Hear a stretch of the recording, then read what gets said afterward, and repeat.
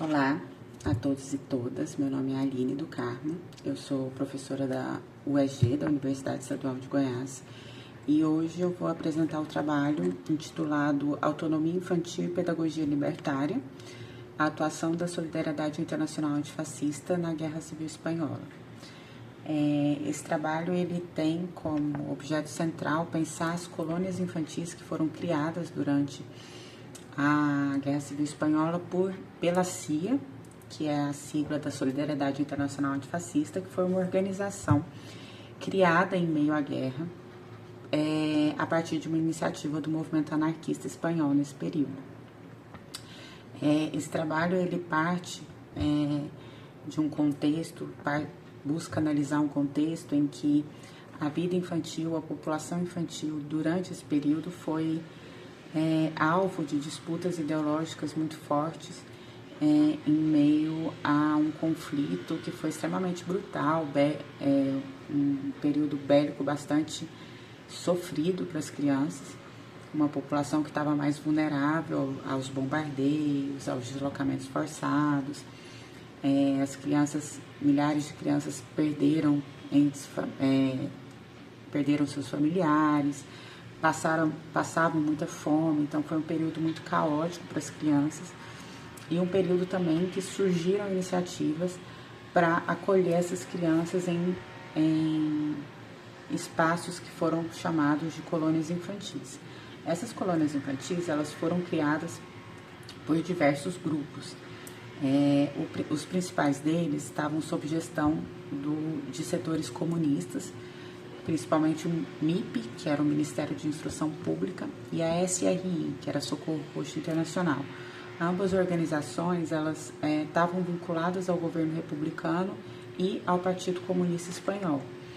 Essas colônias infantis criadas pelo MIP, pela SI e pela SRI, elas tinham uma pedagogia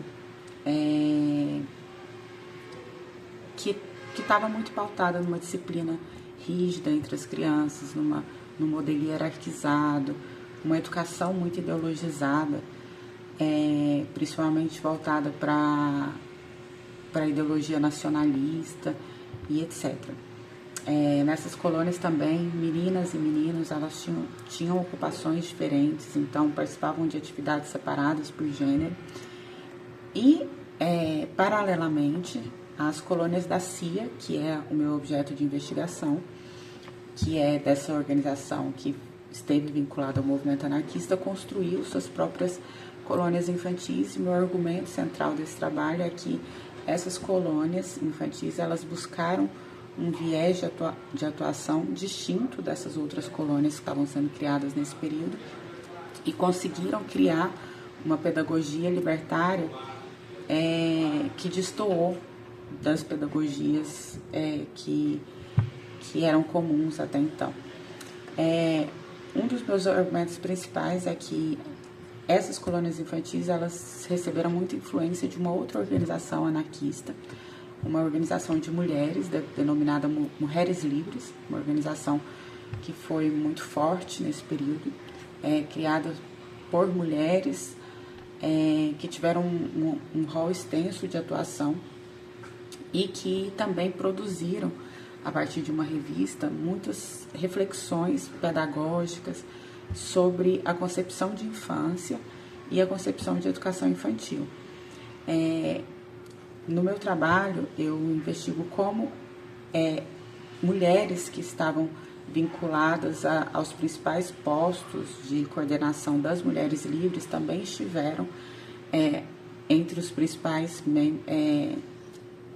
ocupando cargos centrais também na CIA, na Solidariedade Internacional Antifascista, e houve uma troca, um intercâmbio ideológico e teórico também sobre essas propostas educacionais que acabam fazendo-se ver muito nas práticas pedagógicas que foram criadas nessas colônias infantis. Então,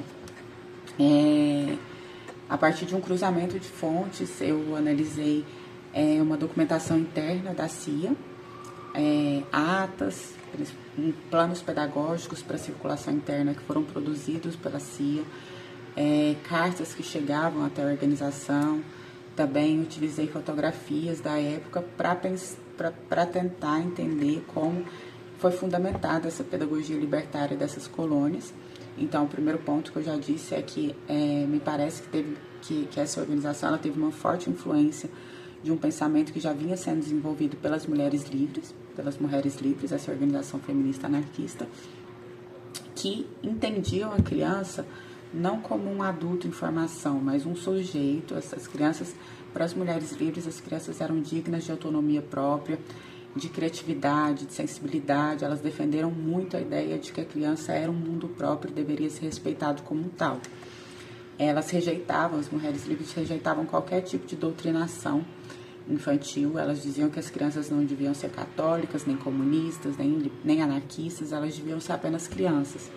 E quando a gente analisa o plano pedagógico da CIA, essa ideia me parece que é concretizada na proposta educacional dessas colônias infantis. Essa ideia de uma educação sem dogmatismos, uma educação que respeitava radicalmente a personalidade da criança, o desenvolvimento dessas potencialidades individuais que caracterizavam cada uma, além também de destoar das outras colônias infantis que eu mencionei no começo dessa apresentação, dos órgãos comunistas, que, por exemplo, colocavam meninos e meninas para fazerem atividades distintas, entendendo essa separação de gênero no meio da educação.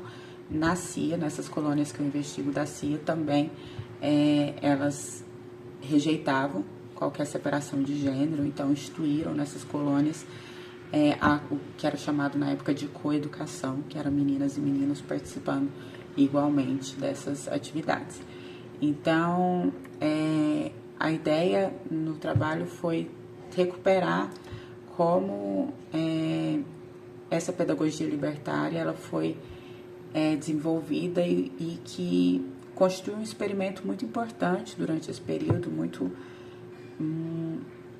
radical também, porque propôs uma educação e conseguiu colocar na prática um tipo de educação que era mais do que um espaço de assistência durante a guerra, mas um projeto inovador e libertário em plena guerra, que foi extremamente importante. Então, esse trabalho ele busca recuperar essa proposta que colocou a autonomia infantil no centro da discussão educacional.